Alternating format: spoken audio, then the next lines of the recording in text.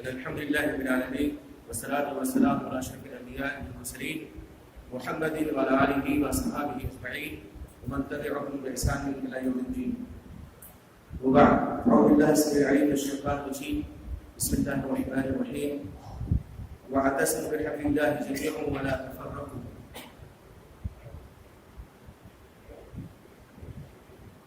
اللہ رب العزت کا بے پایا فضل و احسان ہے اور ہمارے آپ کے لیے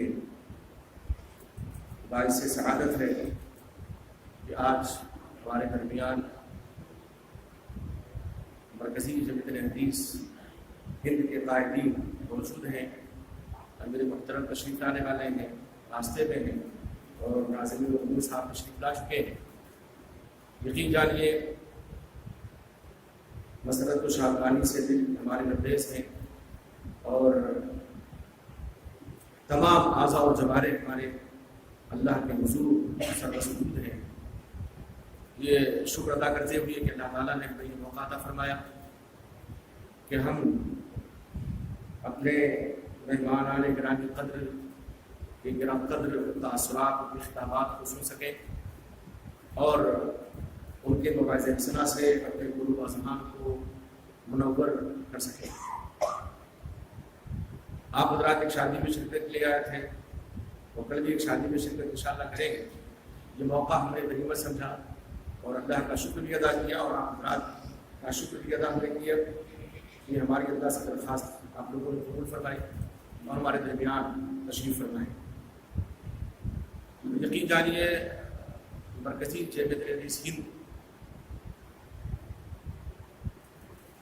اپنے روز اول ہی سے اس کوشش و کاوش میں رہی ہے اور اس کی جتنی اکائیاں ہیں وہ صوبائی جمعیتیں ہوں، شہری ضلعی اور مقامی جمعیتیں ہوں، ہمیشہ سے یہ کوشش رہی ہے کہ وہ دولت گراں نمایاں توحید جسے ہم کہتے ہیں اور یقیناً جس کے ہم ماننے والے ہیں، قائل ہیں، عامل ہیں، اس پر اس کی دعوت گھر گھر تک ہم پہنچائیں، جمعیت کے پلیٹ فارم سے، جماعت کے پلیٹ فارم سے.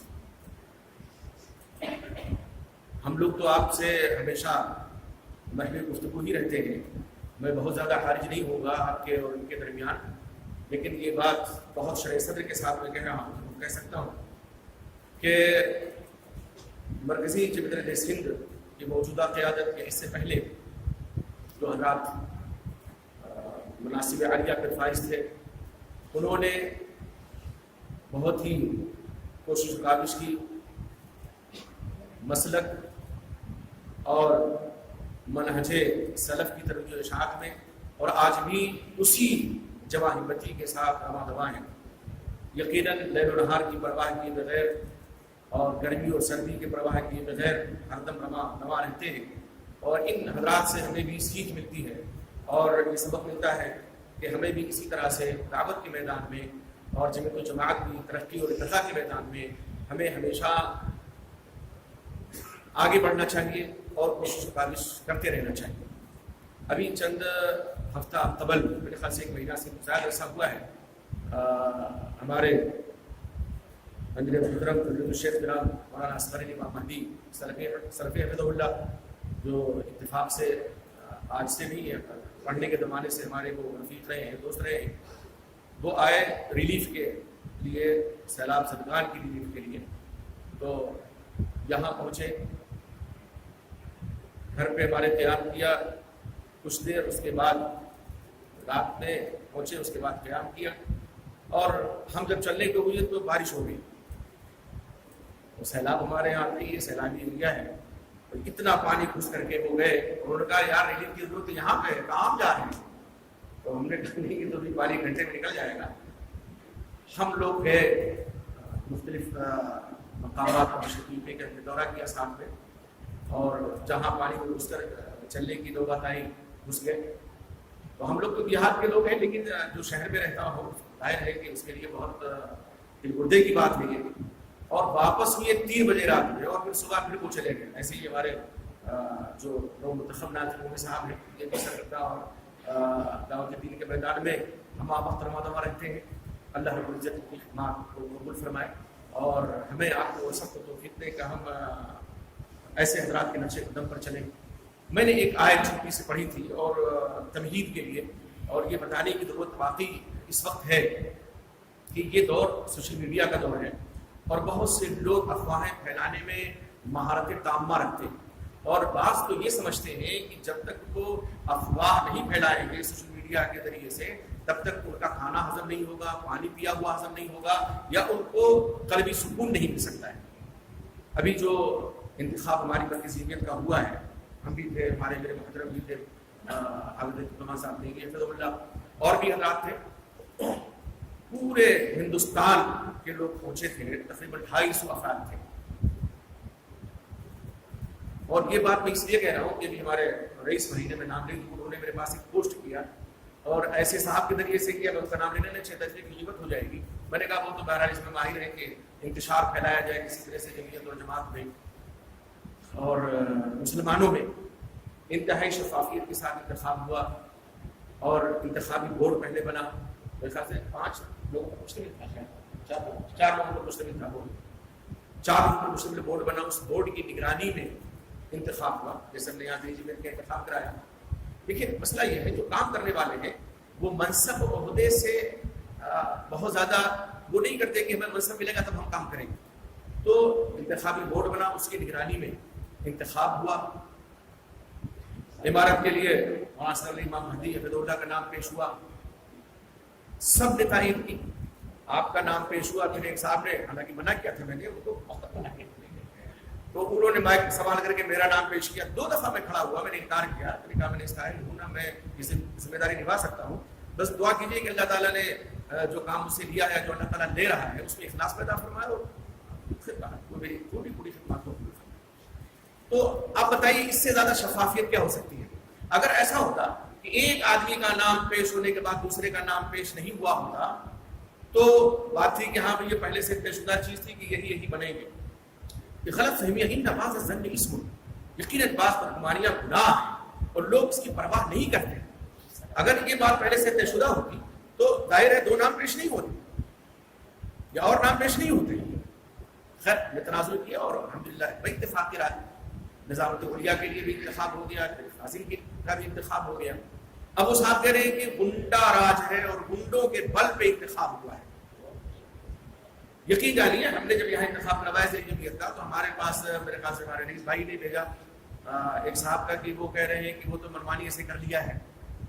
ہم نے کہا منمانی کوئی چیز نہیں ہے یہاں پہ الحمدللہ، اور منمانی ہوتی تو ہم اپنے آپ کو پیش کرتے تھے نا. ہم نے تو پہلے یہاں انکار کیا اور وہاں جا کر کے ہم نے اپنی نگرانی میں کروایا ہے. تو منمانی کی کیا بات؟ آپ منمانی اس وقت کہہ سکتے تھے کہ ہم نے خود اپنا انتخاب کر لیا ہوتا اور ہم کھڑے. ظاہر ہے کہ اگر میں اپنے آپ کو پیش کرتا شاید کوئی انکار کرتا، لیکن نہ دائمی کسی کے لیے ہے نہ کچھ. ہاں اس کے لیے اہلیت ہونا ضروری ہے. اور میں جہاں تک سمجھتا ہوں بہت ہی شرح صدر کے ساتھ کہتا ہوں، وہاں اصغر علی امام مہدی حفظ اللہ ہمارے برادر گرامی قدر ہیں، ان کے تعلق سے ابھی ہم ریلیف کا سامان لے کر کے گئے تھے 2 ہفتہ پہلے.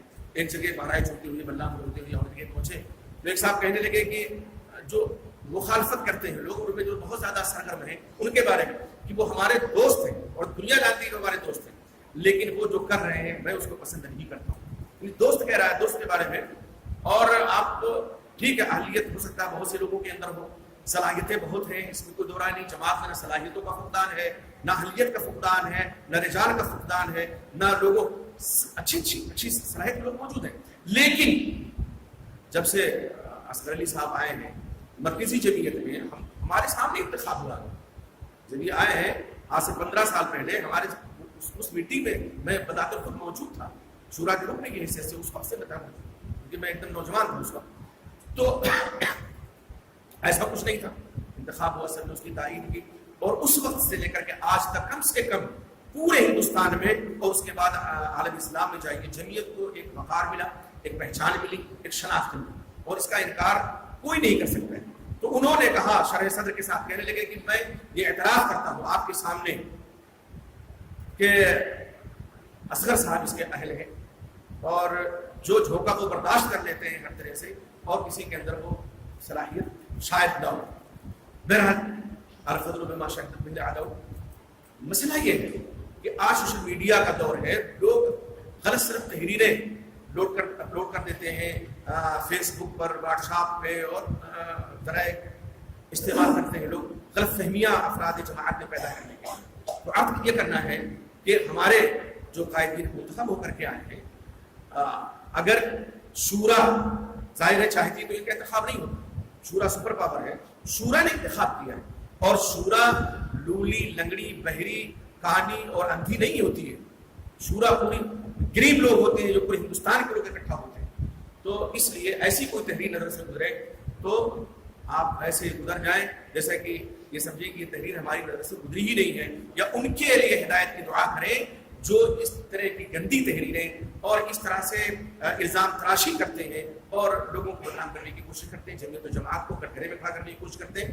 ہم دعا کرتے ہیں، آپ بھی دعا کریں کہ اللہ تعالیٰ ان کو عقل سلیم عطا فرمائے، ہمیں اور ان کو اللہ تعالیٰ راہ ہدایت نصیب فرمائے، اور اللہ تعالیٰ ہم لوگ جو خدمت کر رہے ہیں جمعیت و جماعت کی، اللہ اسے قبول فرمائے اور ہمارے قائدین کو بھی توفیق عطا فرمائے اور ان کی خدمات جلیلہ کو اللہ تعالیٰ قبول عطا فرمائے۔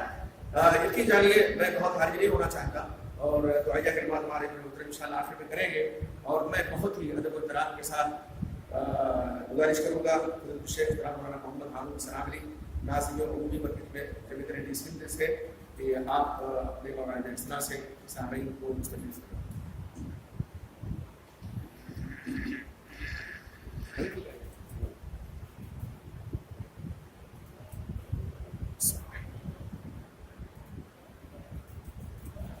الحمد لله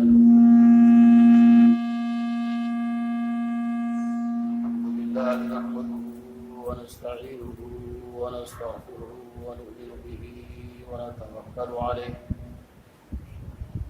ونعوذ بالله من شرور أنفسنا ومن سيئات أعمالنا، من يهده الله فلا مضل له ومن يضلله فلا هادي له، ونشهد أن لا إله إلا الله وحده لا شريك له، ونشهد أن محمدا عبده ورسوله، أما بعد فأعوذ بالله من الشيطان الرجيم، بسم الله الرحمن الرحيم، ومن يتق الله يجعل له مخرجا ويرزقه من حيث لا يحتسب۔ بڑی ہی ذمہ دار، قابل قدر، ہم سب کے بزرگ صوبائی جمعیت اہل حدیث مشرقی یو پی کے امیر جناب حافظ عتیق الرحمن طیبی صاحب، اور اسی جمعیت کے ناظم اعلیٰ فضیلت الشیخ حضرت مولانا شہاب الدین مدنی صاحب، میرے بائیں طرف بیٹھے ایک اچھے مقرر و دائی شاہد صاحب جو ضلع جمعیت اہل حدیث لکھنؤ کے امیر ہیں، دیگر علماء کرام، اسلامی اور ملی بھائی، پردہ نشین میری ماں اور بہنوں، کیونکہ مغرب اور عشاء کے بیچ میں پروگرام ہے اور ہم سب کے قائد اور رہنما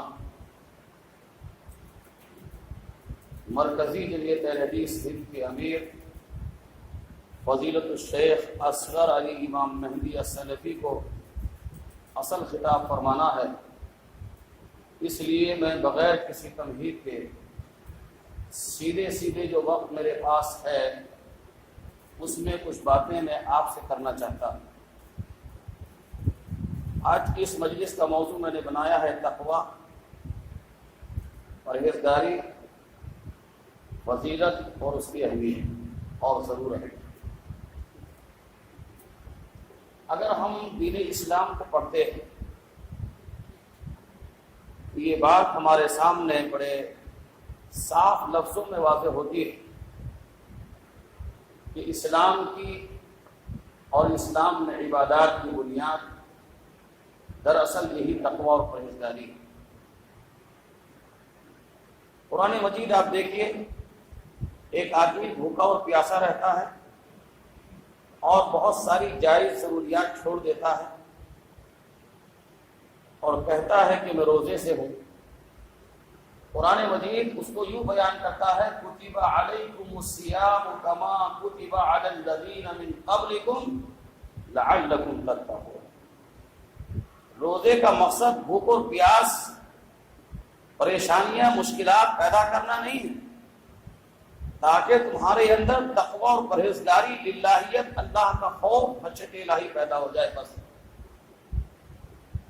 ایک آدمی جانور خرید کر لاتا ہے اور اس کو اللہ کے راستے میں قربان کرتا ہے.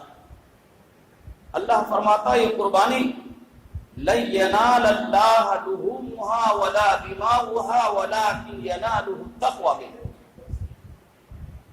نہ تو قربانی کا گوشت اللہ کو پہنچتا ہے اور نہ اس کا خون اللہ کو پہنچتا ہے. اللہ تک جو چیز پہنچتی ہے وہ صرف تقوی اور پرہیزگاری. ہزاروں کلومیٹر کا سفر طے کرتا ہے اور کہتا ہے کہ میں حج کرنے جا رہا ہوں.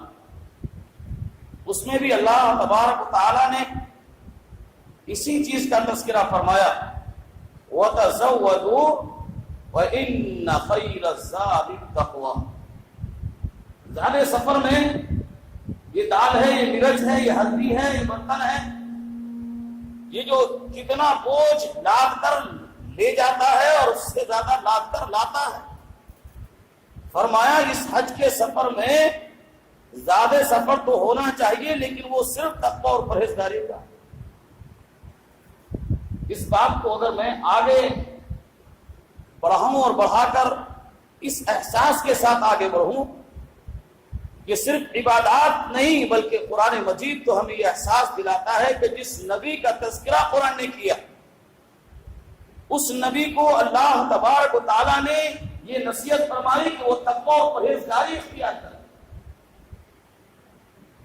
حضرت نوح علیہ السلام ہو، حضرت شعیب علیہ السلام ہو، حضرت صالح علیہ السلام ہو، حضرت ابراہیم علیہ السلام ہو، حضرت اسماعیل ہو، حضرت اسحاق ہو، حضرت یعقوب ہو، یا اس کے بعد حضرت یوسف ہو، موسیٰ اور عیسیٰ. فاتقوا اللہ واطیعون فاتقوا اللہ واطیعون فاتقوا اللہ واطیعون. جگہ جگہ قرآن نے فرمایا تقوی اور پرہیزگاری اختیار کرو اور اس رب کی اطاعت و فرما برداری کرو. بات یہاں آ کر اور اہم ہو جاتی ہے کہ جس کو ہم پیغمبر کہتے ہیں، اپنا حاجی کہتے ہیں، اپنا رسول کہتے ہیں، جس کے بارے میں ہم خود یہ محسوس کرتے ہیں کہ وہ نبی پاک ایک نہیں دو نہیں 70 بار روزانہ اللہ سے استغفار کرتے ہیں اور ایک روایت میں کہ 100 بار استغفار کرتے ہیں. ان کے بارے میں بھی قرآن مجید نے فرمایا یا ایھا النبی اتق اللہ. نبی، ہادی، پیغمبر، انک لعلی خلق عظیم کا جسے تمغہ دیا رب نے، وما ارسلناک الا رحمتا للعالمین جس کے بارے میں یہ سند دی رب نے. اور مقام کی بات اگر نبی پاک کی کوئی کرنے جائے قل ان کان آباؤکم وابناؤکم واخوانکم وازواجکم وعشیرتکم واموال اقترفتموها وتجارة تخشون کسادها ومساکن ترضونها احب الیکم من اللہ ورسولہ. ترازو کہ اگر آپ کے پاس 2 پڑلے ہیں تو ایک پڑلے میں آپ کی ماں ہے، باپ ہے، بھائی ہے، شوہر ہے، بیوی ہے، بچے ہیں، خاندان ہے، کاروبار ہے، فیکٹریاں ہیں، سارا مال و متاع ہے. بال برابر بھی اگر وہاں محبت رسول سے بڑھ گئی تو ایمان گیا. اس نبی کے بارے میں رب تعالیٰ نے فرمایا یا ایھا النبی اتق اللہ.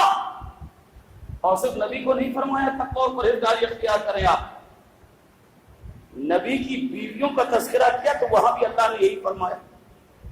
بہت آسان ہے یہ کہہ دینا کہ ہم تو رسول اللہ کا دامن پکڑ کے مچل جائیں گے، رسول اللہ حشر کے میدان میں ہماری سفارش کر دیں گے. قرآن مجید نبی کی بیویوں کو احساس دلا رہا ہے اتقین اللہ، اے خدیجہ، اے عائشہ، اے حفصہ، اے زینب، اللہ کا تقوی اور پرہیزگاری اختیار کرو، اللہ سے ڈرتی رہو، خوف خدا، خشیت الہی ہمیشہ اپنی زندگی میں پیدا کرو۔ یہ زندگی کے اندر لاشعوری، یہ زندگی کے اندر بے شعورہ پن، جب چاہا اٹھ گئے، جیسے چاہا سو گئے، جو چاہا کھا لیا، جب چاہا کھا لیا، جب چاہا جس انداز سے زندگی گزاری، نہیں، زندگی کے ہر حصے میں اللہ کا ڈر پیدا کرو۔ اور جب مومنین کا تذکرہ کیا تو اللہ نے ذرا سا اضافی حکم فرمایا، یا ایھا الذین آمنوا اتقوا اللہ حق تقاتہ ولا تموتن الا وانتم مسلمون۔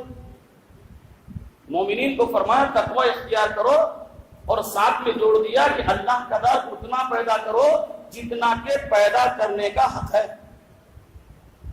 یہ آسمان، یہ زمین، یہ سورج، یہ چاند، یہ ستارے، یہ زندگی میں جو کچھ نظر آتا ہے سب اللہ نے پیدا کیا، یہ اس کی طاقت ہے، یہ اس کی قدرت ہے، یہ اس کی ملکیت ہے۔ یہ سب نہیں، خود انسان کا اپنا وجود، یہ ہاتھ، یہ پیر، یہ آنکھ، یہ کان، یہ ناک، یہ دل، یہ دماغ، یہ بولنے کی، چلنے کی، پکڑنے کی، ٹٹولنے کی، سونگھنے کی، چھونے کی، کتنی صلاحیتیں اس باڈی کو اللہ نے عنایت فرمائی ہے۔ اس احساس کے بعد اس کا کتنا حق ہے، اور اس کا اگر اتنا حق ہے تو ڈرنا کتنا ہے، کس انداز سے ڈرنا ہے، کن طریقوں پر ڈرنا ہے، کہاں کہاں ڈرنا ہے، ڈرنے کی شرائط اور اصول اور زندگی میں ہر چیز سیکھنا پڑے گا۔ ایک بچہ اپنے باپ سے کتنا ڈرتا ہے، ایک لائق شاگرد اپنے استاد سے کتنا ڈرتا ہے، اور جب ڈر کی بات بڑھائی جائے گی تو ایک چور پولیس والے سے کتنا ڈرتا ہے، اور اگر جج کے سامنے مجرم لا کر کھڑا کر دیا جائے اور اس کو یہ پتا چل جائے کہ عمر قید نہیں، سزائے موت، پھانسی کا پھندا ہو سکتا ہے، تو کیسے کانپتا ہے، کیسے لرزتا ہے، تو پیشی تو ہماری بھی ہو۔ فرمایا یا ایھا الذین آمنوا اتقوا اللہ حق تقاتہ ولا تموتن الا وانتم مسلمون۔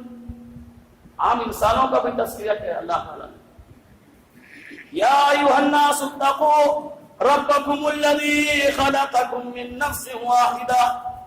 عام انسانوں کو رب نے فرمایا اللہ کا تقوی اختیار کرو، پرہیزگاری اختیار کرو، رب سے ڈرتے رہو، اپنی زندگی میں خوف خدا اور خشیت الہی پیدا کرتے رہو۔ قرآن مجید سے ذرا اگر ہٹ کر احادیث کی طرف نگاہ ڈالی جائے تو آپ بخاری شریف اٹھائیں گے، مسلم شریف اٹھائیں گے، حدیث کی جو کتاب اٹھائیں گے، اور کتاب میں اگر آپ صحابہ سے محبت کرتے ہیں تو آپ کو ڈائریکٹ ملے گا کہ نبی پاک نے ابو بکر صدیق کو وصیت کی، تقویٰ کی، عمر فاروق کو وصیت کی، عثمان غنی کو وصیت کی، حضرت علی کو وصیت کی، امیر حمزہ کو وصیت کی، سعد ابن وقاص کو وصیت کی، سعد ابن معاذ کو وصیت کی، عبداللہ ابن عباس کو وصیت کی، عبداللہ ابن عمر کو وصیت کی، عبداللہ ابن مسعود کو وصیت کی، حضرت ابو ہریرہ کو وصیت کی، حسن و حسین کو وصیت کی۔ آج ہماری زندگی دراصل ہم پڑھتے نہیں، شاید جملہ میں نے غلط بول دیا، ہم پڑھتے ہیں ایسا نہیں پڑھتے، لیکن پڑھتے کسے ہیں، پڑھتے کیا ہیں، پڑھنے کے آج ہمارے مشغلے اور ہماری سمتیں اور جہدیں کہاں کہاں کس انداز سے بدل گئی ہیں۔ اب قرآن پڑھنا اس میں لذت نہیں آتی، احادیث کو یاد کرنا اب اس میں مزہ نہیں آتا۔ اب تو ہمارے پاس اپنا موبائل ہے نا، اور موبائل کے اندر نیٹ کے ذریعے ہماری زندگی کتنی بے لگام ہے، اور کن کن راستوں پر جا رہی ہے، کن کن ڈگروں پر جا رہی ہے، کن کن واسطوں سے ہم کن کن بے ہودگیوں کے اندر، چاہے وہ شرک کی ہو، بدعات کی ہو، خرافات کی ہو، رسم و رواج کی ہو، اور اس کے علاوہ جو ہماری اخلاقیات کو کرپٹ کرنے والی چیزیں ہیں، ہم نے تو کہاں کہاں اپنا مشغلہ پیدا کر لیا۔ اللہ کا ڈر، تقویٰ کی اصل اساس و بنیاد اللہ کا ڈر۔ اگر ایک آدمی ڈرتا تو ہے لیکن اللہ سے نہیں ڈرتا، برائی بھی چھوڑ دیتا ہے لیکن اللہ کے ڈر کی وجہ سے نہیں، تو وہ بھی تقویٰ اور پرہیزگاری نہیں، معاف کیجیے گا۔ ایک چور ہے، چوری سے باز آ جاتا ہے اللہ کے ڈر کی وجہ سے نہیں، اس وجہ سے کہ چوری کرے گا، پولیس پکڑے گی، حوالات لے جائے گی، ڈنڈے لگیں گے، اور آگے اگر بات بڑھ گئی بنی نہ تو وہ جیل تک چلا جائے گا، اس ڈر سے وہ چوری نہیں کرتا ہے، تو تقویٰ پرہیزگاری نہیں، معاف کیجیے گا۔ ایک آدمی شراب پیتا ہے، شراب چھوڑ دیتا ہے، اللہ کے ڈر کی وجہ سے نہیں بلکہ اس وجہ سے وہ شراب چھوڑ رہا ہے کہ معاشرہ کیا کہے گا، خاندان کیا کہے گا، محلہ کیا کہے گا، اپنے لوگ کیا کہیں گے، گھر والے کیا کہیں گے، بیوی ناراض ہو جاتی ہے، بچے ناراض ہو جاتے ہیں، بھائی ناراض ہو جاتے ہیں، عزت پامال ہو رہی، اس طرح سے یہ بھی تقویٰ اور پرہیزگاری ہے۔ زندگی میں اللہ کا ڈر، اللہ کا خوف، خشیت الہی اگر پیدا ہوگی تو اسے معمولی نہ سمجھیں۔ اللہ نے قرآن میں فرمایا ان للمتقین مفازا۔ ہم کہاں کامیابی تلاش کر رہے ہیں، ہم کس چیز کو کامیابی کہہ رہے ہیں، ہم نے اپنی زندگی کہاں لگا کر یہ احساس پیدا کر لیا کہ ہمیں یہاں کامیابی ملے گی، اس میں کامیابی ملے گی، اس طرح کامیابی ملے گی۔ اللہ نے فرمایا ان للمتقین مفازا، اصل کامیابی تو متقیوں کی ہے، تقویٰ اور پرہیزگاری اختیار کرنے والوں کی اصل کامیابی ہے، قرآن مجید بیان کرتا ہے۔ اور صرف اتنا قرآن بیان نہیں کرتا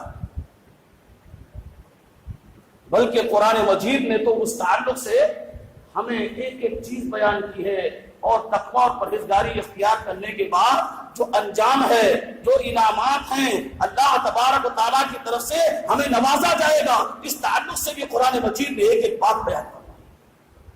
ان للمتقین فی جنات وعیون، اگر ہم نے تقویٰ اور پرہیزگاری اختیار کر لی تو ایسے باغات ملیں گے، ایسے محل ملیں گے، ایسی کوٹھیاں ملیں گی کہ جس میں فوارے لگے ہوئے۔ کتنی محنت کی زندگی میں، کتنا پیسہ کمایا ہم نے، لیکن ایسا محل ہمیں آج تک نہیں مل سکا کہ جس میں ہمارے سامنے فوارے ہمارے گھر میں۔ وہ پارک میں ہو سکتے ہیں لیکن ہمارا گھر ایسا نہیں بن سکا۔ اللہ نے فرمایا ان للمتقین فی جنات ونہر، اگر تم نے تقویٰ اور پرہیزگاری اختیار کی تو ایسے باغات، ایسے محل، ایسی کوٹھیاں دیں گے کہ جس کے نیچے سے نہریں جائیں۔ میں نے تو اپنی زندگی میں صرف پڑھا ہے، دیکھا نہیں کہ فرعون کے محل کے نیچے سے نہر جاری تھی یا شاہ جہاں کے محل کے نیچے سے نہر جاری تھی، لیکن وہ دونوں چلے گئے، نہریں بھی چلے گئی ان کی۔ عارضی تھی ان کے پاس، ہمیشہ ہمیش کی نہیں۔ جو رب سے ڈرے گا، تقوی اختیار کرے گا، پرہیزگاری اختیار کرے گا، خوف خدا اپنی زندگی میں پیدا کرے گا، اس کو ایسے ایسے محل کہ جس کے نیچے سے نہریں جاری ہوں گی، اور وہ کرائے کے محل نہیں ہوں گے، ہمیشہ ہمیش خالدین فیہا ابدا۔ ان للمتقین فی جنات ونعیم، ہم متقیوں کو ایسے ایسے باغات اور ایسی ایسی جنتیں اور محل دیں گے جس میں نعمتیں ہی نعمتیں ہوں گی۔ یہ سونے کا، یہ چاندی کا، یہاں مشک کی خوشبو ہے، دیکھا یہ پھل کھایا تھا، ابھی ویسے پھل نظر آ رہا ہے لیکن اس کا مزہ الگ ہے، اس کی بو الگ ہے، اس کا ذائقہ الگ ہے۔ جنت میرے بھائیوں، جنت آسان چیز نہیں ہے، معاف کیجیے گا، کہ شرک کے بعد، بت پرستی کے بعد، غیبت کے بعد، چغلی کے بعد، اتہام کے بعد، الزام کے بعد، جھوٹ، دغا اور دغن جیسے چاہے زندگی گزارے اور جنت مل جائے گی۔ جنت بہت قیمتی چیز ہے، اور ایک موقع پر اللہ کے رسول نے جنت کا تصور یوں بیان فرمایا کہ یہ جو آنکھ دیکھتی ہے نا، آنکھ جتنا دنیا میں دیکھا، کیا دیکھا آپ نے، لیکن جنت میں جو تصور جنت کا ہے وہ نہیں دیکھ سکتے۔ آدمی دیکھتا کم ہے، سنتا زیادہ ہے۔ سننے کے لیے بھائی نے بتا دیا، دوست نے بتا دیا، ابا نے بتا دیا، دبئی سے آیا تھا، سنگاپور سے آیا تھا، میں رشیا سے آیا تھا، کشمیر سے آیا تھا، کیرلا سے آیا تھا، میں نے یہ بھی دیکھا، یہ بھی دیکھا، یہ بھی دیکھا۔ کانوں نے جتنا سنا نہیں سنا جنت میں جو کچھ ہے۔ اور رسول اللہ نے فرمایا خیال بنانے میں دل میں کیا جاتا ہے؟ کاغذ لو اور پین لو اور بناتے چلے جاؤ۔ رسول اللہ فرماتے ہیں خیال بھی نہیں جا سکتا، کسی آنکھ نے ایسا آج تک دیکھا نہیں، کسی کان نے سنا نہیں، کسی دل میں ایسا ارادہ آیا نہیں جو جنت ہے، پھر اس کے لیے آپ ہم یہ سمجھیں کہ نہیں بے نمازی بھی چلا جائے اور نماز بھی پڑھتا ہے تو ایسی کہ نہ اسے بھلا پتا کہ قیام کیا ہے، رکوع کیا ہے، سجدہ کیا ہے، تشہد کیا ہے، ارکان کیا ہے، اصول کیا ہے، واجبات کیا ہے، فرائض کیا ہے، اس کے اندر خشوع خضوع کیا ہے، اوقات کے بارے میں جو رب نے بار بار جبریل کو سمجھایا ہے کہ اس کا اول ہے یہ آخر ہے، وہ اسے کوئی تمیز نہیں، اور تمیز کیا، اسے یہی معلوم نہیں کہ فجر کی نماز کا وقت کب ہے، اسے یہ معلوم نہیں کہ ظہر کب سے ہے، اسے یہ معلوم نہیں کہ عشاء اور عصر اور مغرب کب ہے۔ دل چاہا نماز پڑھنے چلا گیا اور دل آیا تو بیٹھا ہے کاروبار میں، دل بیٹھا ہے اپنے دوستوں میں، ملاقاتوں میں، کاروبار میں، اپنی زندگیوں میں، اپنے عیش میں، اپنے بچوں میں، اپنی بیوی میں، اپنی عیش و آرام کی زندگی میں مگن ہے۔ تو تقویٰ اور پرہیزگاری کو جاننا اور سمجھنا ضروری ہے۔ تقویٰ اور پرہیزگاری کے تعلق سے ایک شاعر کہتا ہے خل الذنوب صغیرہا و کبیرہا ذاکر، یہ چھوٹی، یہ بڑی، یہ معمولی جو ذہنوں میں آ جاتا ہے نا، چھوٹا گناہ ہے۔ فرمایا چھوٹا ہو یا بڑا ہو، سارے گناہوں کو چھوڑ دینا دراصل یہی تقویٰ اور پرہیزگاری ہے۔ اور شاعر نے کہا لا تحقرن صغیرۃ ان الجبال من الحسن، تم کسی بھی برائی کو، کسی بھی گناہ کو، کسی بھی خامی کو معمولی نہ سمجھو، یہ سوچ کر کے نہیں میں تو نماز پڑھنے جاؤں گا، نماز پڑھنے میں جو راستہ طے ہوگا اس سے تو فلاں نیکی مٹ جائے گی، اس میں تو فلاں گناہ مٹ جائے گا، اور کی نیکی ایک نہیں 10 مجھے ملے گی، میں وضو کروں گا یہ گناہ مٹ جائے گا، نماز پڑھوں گا تو گناہ مٹ جائے گا، میں روزہ رکھوں گا تو گناہ مٹ جائے گا، میں صدقات کروں گا تو گناہ مٹ جائے گا، غریبوں کے ساتھ، مسکینوں کے ساتھ، بیواؤں کے ساتھ، اپاہجوں کے ساتھ، لاچاروں کے ساتھ جڑوں گا تو میرے گناہ مٹ جائیں گے۔ فرمایا حقیر سے حقیر چیز کو بھی گناہ کے نام پر کمزور نہ آکو، لا تحقرن صغیرۃ، گناہ چھوٹے سے چھوٹا اسے حقیر مت جانو۔ چھوٹی چھوٹی جو کنکریاں ہیں، شاعر کہتا ہے یہی آپس میں جمع ہوتی تو پہاڑ بنا دیتی ہے۔ یہ چھوٹی چھوٹی کنکریاں دیکھنے میں چھوٹی ہیں، لیکن ایک کے بعد گرتی جاتی ہے، وزن بڑھاتی جاتی ہے، اور ایک دن نگاہ دیکھتی ہے کہ بڑا سا پہاڑ بن گیا ہے۔ تقویٰ اور پرہیزگاری کی کیا فضیلت ہے۔ حضرت معاذ بن جبل رضی اللہ تعالیٰ عنہ فرماتے ہیں کہ اللہ کے رسول نے مجھے بلایا، اور بلانے کے بعد فرمایا معاذ تمہیں یمن جانا۔ فرماتے ہیں میں نے کہا جیسے آپ کا حکم ہو۔ میں نے جو تیاری کی وہ تیاری کی، اور رسول اللہ سے فرمایا تو رسول اللہ نے سواری دی اور کہا کہ اس میں سوار ہو جاؤ۔ میں سوار ہو گیا۔ اللہ کے رسول نے اس سواری کی لگام پکڑی اور آپ چل دی۔ رسول اللہ لگام پکڑے ہیں، میں سواری پر بیٹھا ہوں، میں اترنے لگا، رسول اللہ نے روک دیا، لیکن رسول اللہ پیدل چلیں گے اور میں سوار ہو کر چلوں گا، یہ میرا دل گوارا نہیں کر رہا تھا۔ میں پھر اترنے لگا، رسول اللہ نے مجھے مجبور کر دیا، اور میں رسول اللہ صلی اللہ علیہ وسلم کے کہنے کے مطابق سواری پر بیٹھا رہا۔ لگام پکڑ کر اللہ کے رسول چلتے چلتے چلتے چلتے اللہ کے رسول نے مجھے واز و نصائح شروع کر دی۔ یمن کیوں بھیج رہا، وہاں جا کر کیا کرو، وہ سارے مجھے طریقے اصول بتانے لگے اللہ کے رسول۔ اور ایسی چلتے چلتے چلتے چلتے وقت گزر گیا اور مدینہ سے باہر آ گئے۔ جب مدینہ سے باہر آ گئے تو حدیث میں آتا اللہ کے رسول نے وہ لگام جو ہے سواری کی ذرا پکڑی اور سواری کو روک دیا، اور روکنے کے بعد اللہ کے رسول نے فرمایا معاذ، اے معاذ، میں نے دھیان دیا، میں نے ساری توجہ رسول اللہ کی طرف مبذول کر دی۔ فرمایا معاذ سنو، تم یمن جا رہے ہو سکتا ہے جب وہاں سے واپس آؤ تمہاری اب مجھ سے ملاقات نہ ہو سکے۔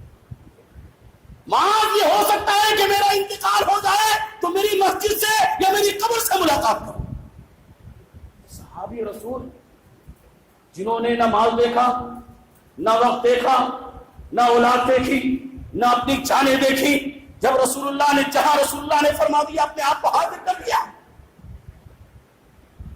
یہ سننا تھا کہ آنکھوں میں آنسو آ گئے. معاذ بن جبل کے آنکھوں سے آنسو جاری ہو گئے کہ میں رسول اللہ کو دیکھوں گا نہیں، میرا نبی، میرا پیغمبر، میرا ہادی شاید مجھ سے پہلے دنیا چھوڑ چلے.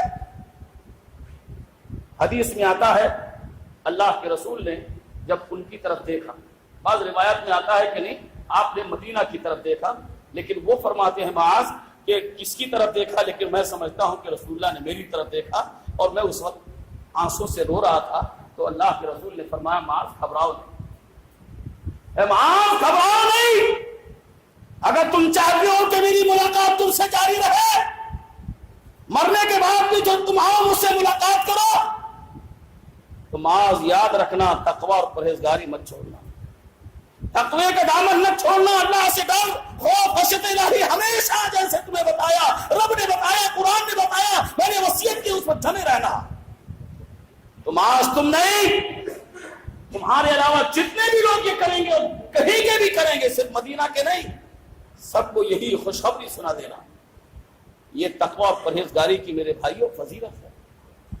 تقوی اور پرہیزگاری کے میں 3 مدارس صرف آج آپ کے سامنے رکھوں گا.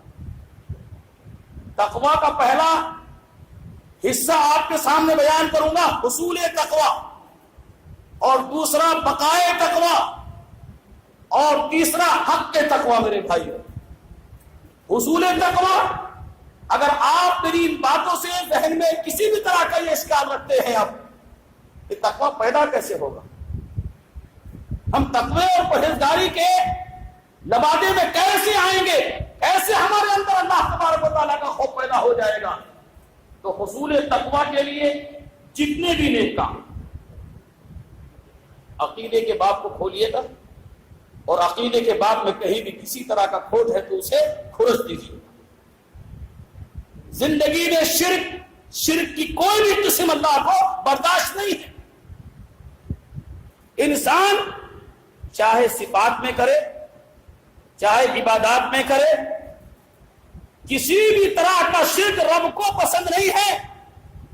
اگر انسان کتنا ہی گڑگڑائے اللہ کے سامنے، کتنا ہی روئے اللہ کے سامنے، لیکن در حضرت پہ زاہد جھکا دے اپنی پیشانی کہ عرض ہند یہ کعبہ مشکل کشائی ہے، در حضرت سے میں مایوس جاؤں غیر ممکن ہے کہ منہ مانگی مراد اس در پہ ہر سائل نے پائی ہے. یا یہ کہے کہ عبادت جانتا ہوں در گئے اقدس کے سجدوں کو، شفاعت کے لیے بے بہا دولت کمائی ہے. میرے مرشد، میرے آقا، میرے داتا، میری بگڑی بنا دو تم نے لاکھوں کی بنائی. تو پھر قیام کا، رکوع کا، سجدے کا، ذکر کا، تسبیح کا، رونے کا، تہجد کا، کسی روزے کا، کسی غریب کے ساتھ جڑنے کا کوئی فائدہ نہیں. یاد رکھیے گا اس نقطے کو، صرف رونا کمال نہیں ہے، اب منہج کو سمجھنا، دین کو سمجھنا، قرآن و سنت کو سمجھنا، قرآن و سنت کو اپنی زندگی میں ڈھالنا، اور جیسے اللہ نے فرمایا، جیسے رسول اللہ نے فرمایا، لینوان اپنی زندگی اسی زندگی پر ڈھال دینا. اس کے بعد اگر رب سے ڈرتا ہے تو فائدہ ہے، ورنہ یاد رکھیے گا پھر اس کے اندر نفاق ہے، صرف زبانی حق ہے، کہیں بھی وہ اللہ سے ڈرتا نہیں. نہیں سمجھ میں آئی؟ آپ کا عقیدہ ہے اور آپ فرماتے ہیں ایاک نعبد و ایاک نستعین، اے اللہ میں تیری ہی عبادت کرتا ہوں، میں تجھ ہی سے مدد چاہتا ہوں، اس کے بغیر. یہ ترجمہ کرنے لگے ایاک نعبد، میں تیری بھی عبادت کرتا ہوں، و ایاک نستعین، اور تجھ سے بھی مدد چاہتا ہوں. شاید دونوں میں فرق ہوگا، نہیں فرق ہے تو یوں سمجھیے کہ آپ اپنی بیوی سے یہ کہہ دیں یا بیوی آپ سے کہہ دے کہ میں آپ کی بھی بیوی ہوں. آپ تو کہہ سکتے ہیں میں کہ آپ کا بھی شوہر ہوں، چونکہ آپ کو جائز ہے، لیکن بیوی یہ جملہ استعمال کرتے کہ میں آپ کی بھی بیوی ہوں تو آپ کے تن بدن میں آگ لگ جائے گی. اسی لیے اللہ کو شرک پسند نہیں ہے، فرمایا ان الشرک لظلم عظیم، ان اللہ لا یغفر ان یشرک بہ ویغفر ما دون ذلک لمن یشاء ومن یشرک باللہ فقد حرم اللہ علیہ الجنہ. مختلف آیات میں اللہ نے شرک کی مذمت بیان کی. حصول تقوی، آپ کا عقیدہ صحیح ہو، عقیدے کی شرائط پورا کرتے ہو، عقیدے کے بعد میں ایمانداری ہو، اور اس کے بعد عبادات میں چاہے نماز ہو، روزہ ہو، حج ہو، زکوٰۃ ہو، اخلاقی، معاشی، سیاسی، سماجی کوئی بھی زندگی کتاب و سنت کے مطابق ہے، ان سب سے آپ کو ثواب ملے گا. ایک لقمہ جو حلال لقمہ کمانے کے بعد اپنی بیوی کو کھلائیں گے، اس کا بھی آپ کو اجر ملے گا. لیکن یاد رکھیے تقوی حاصل کرنا بہت آسان ہے، تقوی کا حصول بہت آسان ہے، لیکن دوسری شرط تقوی کا بقا بہت مشکل کا. ایک شاعر نے کہا بلندیوں تک پہنچنا کمال نہیں، بلندیوں تک پہنچنا کمال نہیں، بلندیوں پر ٹھہرنا کمال نہیں. پہنچ تو جائیں گے آپ، لوگ ہمالیہ پہاڑ پر جاتے ہیں لیکن ٹھہر نہیں پاتے وہاں. اس لیے یاد رکھیے گا، آپ نے کوئی نیکی حاصل کی، رمضان میں آپ دیکھتے ہیں رمضان میں آپ نے روزہ رکھا، تراویح کی نماز پڑھی، آپ نے تلاوت کی، اس کے علاوہ اعتکاف کے ذریعے، شب قدر کے ذریعے، اور ان کن کن ذاتوں میں آپ نے اپنے آپ کو باندھ لیا. لگتا ہے کہ ہم مسلمان، لگتا ہے کہ ہم نیکی کر رہے ہیں، لیکن جیسے ہی چاند نظر آیا عید کا، نماز چلی گئی، تلاوت چلی گئی، ذکر چلا گیا، تسبیح چلی گئی، اللہ کی یاد چلی گئی، اللہ تبارک و تعالیٰ سے جو ڈر ہمارا بندھا تھا وہ بندھن وہ ختم. حاصل کرنا بہت آسان ہے، لیکن تقوی کا باقی رکھنا یہ بڑا مشکل ہے. حصول تقوی کے بعد بقائے تقوی کے تعلق سے قرآن نے ایک جگہ فرمایا یا ایھا الذین آمنوا اتقوا اللہ وکونوا مع الصادقین. اے ایمان والو، اللہ کا تقوی اختیار کرو اور سنو، ہمیشہ سچے لوگوں کی صحبت اختیار کرو. یہاں اشارہ ملا کہ اگر آپ کو اپنا تقوی اور پرہیزگاری کو باقی رکھنا ہے تو نیک لوگوں کی صحبتیں اختیار کرنا پڑے.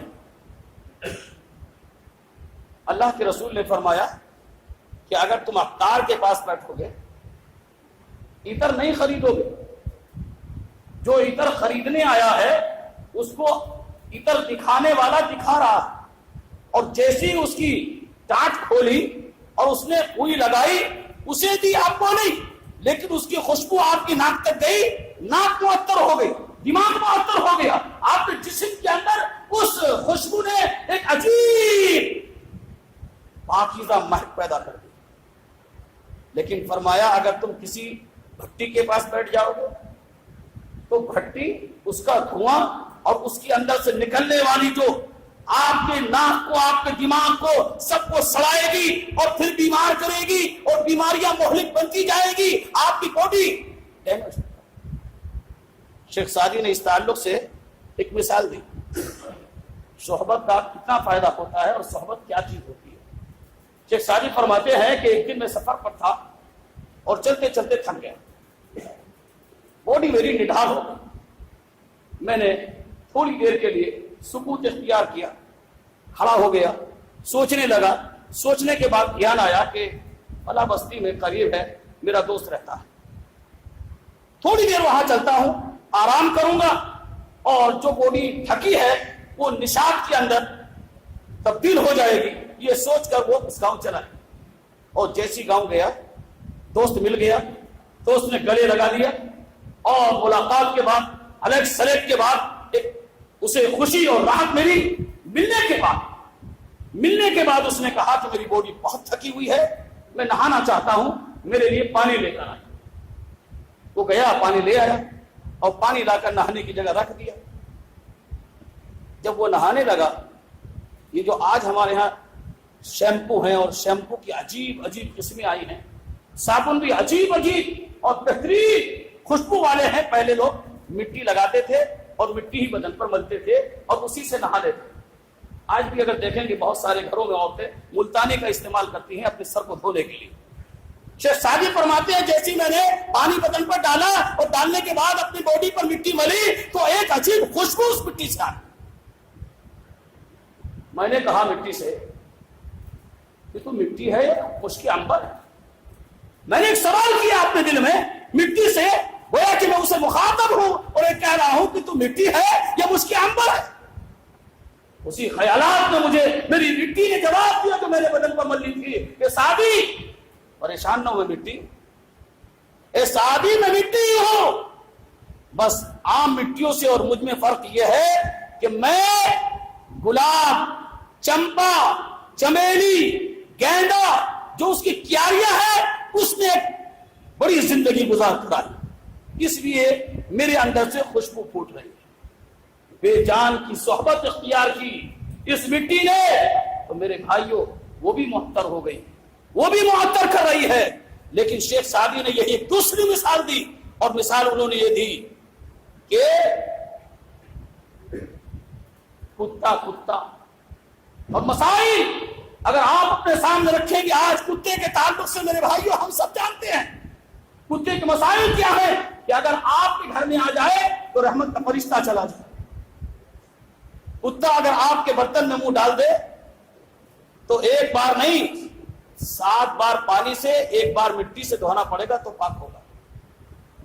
شیخ سعدی لکھتے ہیں کہ صحبت کیا ہوتی ہے، صحبت کیا ہوتی ہے. نوح علیہ السلام نبی، برگزیدہ نبی، ایک لمبی مدت تک کام کرنے والا نبی، جس نے قرآن میں اللہ نے بیان کیا جس کے بارے میں قال انی دعوت قومی لیلا و نہارا، نہ دن دیکھا، نہ رات دیکھی، نہ صبح دیکھی، نہ شام دیکھی، نہ برسات دیکھی، نہ ٹھنڈ دیکھی، نہ گرمی، ایسا اللہ کا بندہ نبی. صحبت کیا ہوتی ہے؟ غلط صحبت میں بیٹا پڑ گیا تو صرف یہ نہیں کہ وہ خود جہنم میں چلا گیا بلکہ خاندان سے نبوت بھی لے گیا. لیکن صحبت کا اثر کہ اصحاب کہف، قرآن پڑھیے قرآن، اصحاب کہف اللہ کے یہ بندے، نوجوان بندے رب کی اطاعت میں، اللہ کی فرما برداری میں، دین کی اشاعت میں لگے ہیں. دشمنیاں پڑ گئی، ایک غار میں انہیں اللہ تعالیٰ نے 300 سال سے زیادہ صلح کی. کون حفاظت کر رہا ہے؟ کتا. قرآن بیان کرتا ہے کہ جب وہ 3 ہے تو چوتھا کتا ساتھ ہے تو 8واں کتا ہے. یعنی بار بار اللہ تعالیٰ اس قلب کا تذکرہ کر رہا ہے جو نیکوں کی صحبت کا ہے. یہ اصحاب کہف نوجوان ہے میرے بھائی. آج ہمارے نوجوان کہاں ہیں؟ نالیوں پر، نکڑوں پر، چوراہوں پر، پچراہوں پر، پان کی دکانوں پر، نائی کی دکانوں پر، شراب خانوں پر، زنا خانوں پر، اور اس کے یہاں جتنی چغلیاں ہیں، جتنا غیبت ہے، جتنا فحش ہے، ایک دوسرے کے منکر. آج ہماری زندگیاں کہاں ہیں؟ کون بتائے گا اپنے جوانوں کو کہ وہ حسن حسین کو پڑھیں، عبداللہ ابن زبیر کو پڑھیں، عبداللہ ابن مسعود کو پڑھیں، عبداللہ ابن عمر کو پڑھیں، عبداللہ ابن عباس کو پڑھیں. اور اگر یہاں سے فرصت ملے میرے بھائیوں، بتائیں، ذمہ داروں کو بتائیں کہ آج ابو بکر صدیق کی زندگی، عمر فاروق کی زندگی، عثمان غنی کی زندگی، حضرت علی کی زندگی، خالد بن ولید کی زندگی، عبیدہ بن جراح کی زندگی، صلاح الدین ایوبی کی زندگی ضرور پڑھیں میرے بھائیوں. مائیں سن رہی ہیں تو بہتر، اگر نہیں سن رہی ہیں تو آپ کے حوالے سے کہ اپنی ماؤں کو، خواتین کو بتاؤ کہ آج انہیں حضرت مریم کی زندگی پڑھنے کی ضرورت ہے، آسیہ کی زندگی پڑھنے کی ضرورت ہے، حضرت خدیجہ کی زندگی پڑھنے کی ضرورت ہے، حضرت عائشہ کی زندگی پڑھنے کی ضرورت ہے. اور اپنے بچوں کو سمجھاؤ، اپنی بیٹیوں کو سمجھاؤ کہ حضرت زینب کی، حضرت رقیہ کی، حضرت ام کلثوم کی، حضرت فاطمہ کی زندگیاں پڑھیں. ورنہ جس زندگی کے ساتھ جڑ گئی، سیریل کے نام پر جو ہماری زندگیوں میں خرافات آ رہا ہے، شرک آ رہا ہے، برائیاں آ رہی ہیں، اخلاقیات کا کریک، نہ صاف کا عدم ہے، نہ بہو کے ساتھ شفقت ہے. سماج اور گھر بگڑ رہا ہے، ٹوٹ رہا ہے. گھر گھر کی کہانیاں میرے بھائیوں، یہ کسی ایک کی کہانی نہیں ہے. عالمہ ہے تو، غیر عالمہ ہے تو، لڑکا ہے تو، لڑکی ہے تو، اپنے آپ کو کہاں ہم نے جوڑ لیا ہے، کن سلسلوں سے جوڑ لیا ہے، کن واسطوں سے جوڑ لیا ہے. یہ آج ہمیں سمجھنا. تقوی، اصول تقوی، میرے بھائیوں دوسری شرط ہے بقائے تقوی، اور تقوی کی سب سے اہم چیز ہے حق کے تقوی۔ تقوی کا حق کیا ہے یہ جاننا بے حد ضروری ہے میرے بھائیوں، تاکہ صحیح روح تقوی کی پیدا ہو سکے۔ آپ نے سنا کہ حضرت عمر فاروق رضی اللہ تعالیٰ عنہ امیر المومنین اور رات کی تنہائی میں مدینہ کا گشت کر رہے ہیں، ایک جھوپڑی سے ایک بڑھیا عورت آواز لگا رہی ہے۔ آواز یہ لگا رہی ہے کہ وہ اپنی جوان بچی کو اٹھا رہے ہیں، بیدار کر رہے ہیں۔ بچی کہتی ہے کچی نیند میں اٹھنے کے بعد امی کیا کر رہی ہیں؟ رات کا کافی حصہ باقی ہے، میٹھی نیند میں کی تم نے جگا دیا۔ کہا بیٹی میں نے جان کے جگایا ہے۔ کیوں؟ تجھے معلوم ہے کل امیر المومنین نے کیا اعلان کیا؟ کیا کیا ہے کہ دودھ میں پانی نہیں ملایا جائے گا، دودھ میں پانی نہیں ملایا جائے گا۔ بیٹی کہتی ہے تو اماں کوئی غلط تو نہیں کہا امیر المومنین نے؟ تو کہا اگر نہیں ملائیں گے تو گراہک آئیں گے کہ ان کو کیسے کہاں سے دودھ دیا جائے گا؟ کہا اماں امیر المومنین کا حکم ہے، تم پانی ملانے کے لیے کہتی ہو، کہا ملا دو ملا دو۔ یہ جوان بچی میرے بھائیوں ہر چاہتا ہے کہ ایسی بچیاں ہمارے خاندان میں ہمارے یہاں پیدا ہوں، لیکن ان کی دینداری کیا ہے، ان کی صفات کیا ہے، ان کا کردار کیا ہے، ان کا اخلاق کیا ہے، ان کے معاملات کیا ہے، زندگی کی صبح و شام ان کی کیا ہے، یہ ہم اپنی زندگی میں ڈھالنے کی کوشش نہیں کرتے۔ جوان بچی نے کہا اماں یہ سچ کہتی ہوں کہ امیر المومنین نہیں دیکھ رہا، میں دودھ نکالوں گی پانی ملا دوں گی، لیکن میرا رب تو دیکھ رہا ہے۔ یہ ہے حق تقویٰ، کوئی نہ دیکھے۔ مدرسے میں اگر ذمہ دار آیا تو استاذ طلبا سارے لوگ سسٹم میں آ گئے، ذرا سا باپ گھر میں کیا آیا کہ ادھر وہ بھی یہ بھی سارا گھر سسٹم میں آ گیا۔ یہ رب کا ڈر نہیں ہے، یہ رب کا ڈر نہیں، یہ خشیت الہی نہیں ہے، معاف کیجیے گا، یہ خوف خدا نہیں ہے، اسے تقویٰ نہیں کرتے۔ حق تقویٰ کیا ہے میرے بھائی جانو۔ عبداللہ ابن عمر سفر پر نکلے ہوئے ہیں، ایک گڈریے کو دیکھا چرواہے کو کہ بھیڑوں کا ایک ریوڑ لیے چلا جا رہا ہے، روکا اسے، رکو رکو رکو رکو، رک گیا، کہا رے ایک بکری دے دو، بھوکا ہوں میں ایک بکری دے دو، کیا کرو گے؟ کاٹوں گا کھاؤں گا۔ کہا میری نہیں، یہ میری نہیں ہے، تم جانتے ہو کہ میں تو غلام ہوں، میں تو یہ بکریاں چراتا ہوں صرف۔ کا قیمت لے لو، اپنے مالک کو قیمت دے دینا۔ کہ یہ حق مجھے نہیں دیا میرے مالک نے، تو اگر قیمت نہیں دینا چاہتے تو ایسا کرو ایک بکری دے دو اور کہہ دینا کہ بھیڑیا لے گیا، بھیڑیا لے گیا۔ کہ یہ بات تو سچ کہتے ہو عبداللہ ابن عمر، ایک نہیں اگر 10 بکریاں بھی میں ایسے کہہ دوں گا تو میرا مالک میری بات کی تصدیق کرے گا، زندگی میں نے اپنی کوئی بات نہیں کیا۔ لیکن عبداللہ ابن عمر مجھے میرے دل کو تسلی دلا دو کہ میں مالک سے تو تسلی کر لے جاؤں گا، لیکن حشر کے میدان میں اللہ جب سوال کرے گا تو اس کو کیا جواب دے گا؟ ایک غلام، ایک نوکر، ایک ملازم۔ میرے بھائیو آج تو مدارس ہیں، تنظیمیں ہیں، بڑی بڑی چیزیں ہمارے پاس ہیں، لیکن جواب دہی کا احساس ہمارے پاس نہیں۔ اس تعلق سے ہمیں اپنے آپ کو سمجھنا پڑے گا کہ تقویٰ کیا ہے، تقوی کی ایمانداریاں کیا ہے، تقوی کی پرہیزگاریاں کیا ہے، تقوی کے شروط کیا ہے، ان کے حدود کیا ہے، ان کے قیود کیا ہے۔ کہنے کے لیے یتیم ہے یہ یتیم، لیکن ایک دن اپنے باغ میں چلا گیا مدینہ میں، اور جیسی مدینہ کہ اپنے باغ میں گیا یتیم بچہ، اس نے فوراً اس نوکر کو اس نوکر کو اس کو سب کو بلایا، اور بلانے کے بعد کہا یہ کیا ہو رہا ہے؟ یہ کیا حضور؟ کہا یہ جو پڑوسی کا باغ ہے، یہ اس کے جو کھجور کے پیڑ ہیں ان کے خوشے تو میرے اپنے باغ کی طرف آ رہے ہیں، یعنی اس کا مطلب یہ ہے کہ جیسے ہی ہوا چلے گی یا کھجور پکے گی تو وہ ٹوٹے گی، گرے گی اور میرے باغ میں چلی آئے گی، تو میرے لیے حلال نہیں ہے، یہ تو میرے لیے حلال نہیں ہے۔ میرے بھائیوں کیا حلال ہے اور کیا حرام ہے، کون سا اپنا ہے کون سا اپنا نہیں ہے، کون سا پرایا ہے، کیا یہ تمیزیں ایمانداری سے ہر نمازی نے اپنی زندگی میں پیدا کی ہوئی ہے؟ یتیم ہے کہنے کے لیے، کیا کریں؟ کا دیوار نکال دو، بیچ میں دیوار کھڑی کر دو، کھڑی کرنی شروع کر دی۔ ایک جگہ ایسا آیا کہ ایک پیڑ اگر یتیم کے باپ میں پڑوسی کا آتا ہے تو دیوار سیدھی ہوتی ہے، ورنہ دیوار بنانے کا کوئی فائدہ نہیں، یہ پیڑ ہی اس کے لیے پریشانی کا باعث بن جائے۔ تو اس نے اپنے پڑوسی کو بلایا اور بلانے کے بعد کہا کہ دیکھو ایسے ایسے میں نے دیکھا تھا اور ایسی ایسی پریشانیاں میرے سامنے آ گئی ہیں اور اس کے لیے میں نے دیوار کرنا شروع کر دی ہے، اور دیوار میں تمہارا ایک پیڑ بیچ میں آ رہا ہے، یہ مجھے دے دو۔ انکار کر دیا اس نے، کہا بھائی قیمت دے دو، تب بھی انکار کر دیا اس نے۔ پڑوسی نے اسے وہ پیڑ نہیں دیا، لیکن یہ یتیم بچہ کب سکون سے بیٹھنے والا تھا، چونکہ اس کے دل میں تو اب حلال و حرام کی چھل گئی تھی، جائز کیا ہے ناجائز کیا ہے، تیرا کیا اور میرا کیا۔ یہ پورا معاملہ سیدھے سیدھے اللہ کے رسول صلی اللہ علیہ وسلم کے دربار میں لے کر وہ حاضر ہو، اے اللہ کے رسول یہ پریشانی ہے، اور پریشانی کے بعد یہ مجبوری آ گئی ہے، اور مجبوری میں یہ آدمی میرا آڑے بن گیا ہے۔ اللہ کے رسول نے اس پڑوسی سے کہا کہ ارے بالکل صحیح کہہ رہا ہے، اسے دے دو۔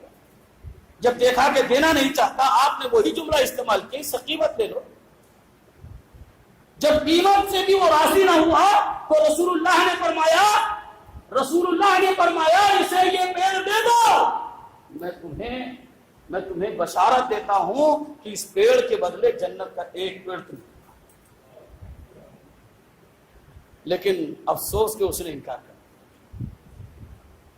اس نے یہ سننے کے بعد بھی کہا کہ نہیں، تو حدیث میں آتا ہے جیسی اس کا جملہ نہیں آیا ویسے ایک صحابی رسول کھڑے ہو کر فرمایا اللہ کے رسول یہ بشارت جو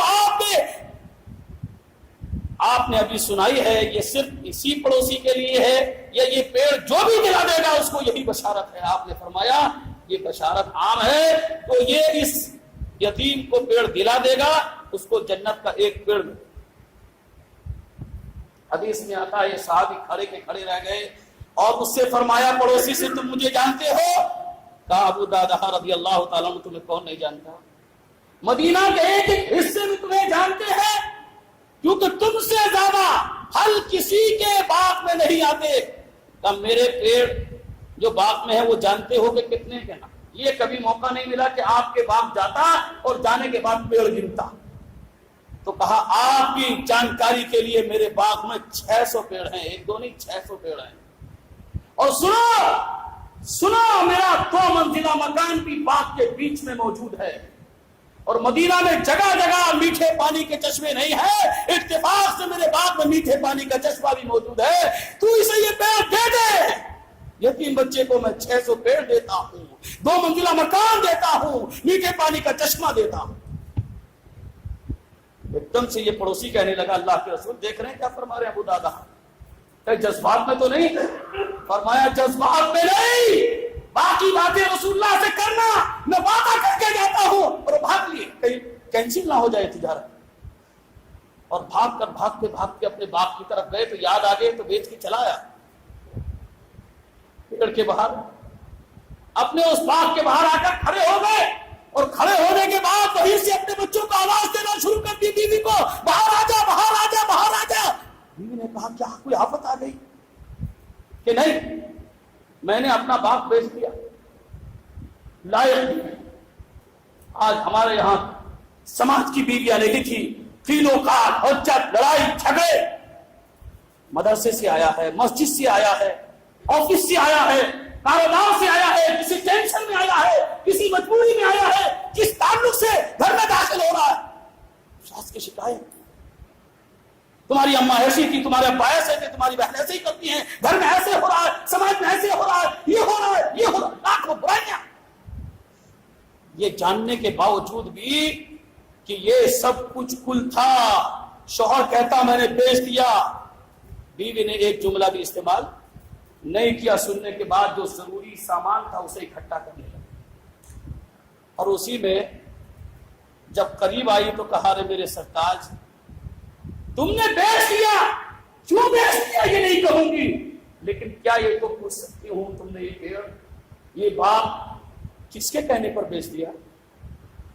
فرمایا یہ پوچھ سکتی ہو یہ باغ میرے رسول نے بکوایا ہے اور جنت کے ایک پیڑ کے بدلے میں دلوایا.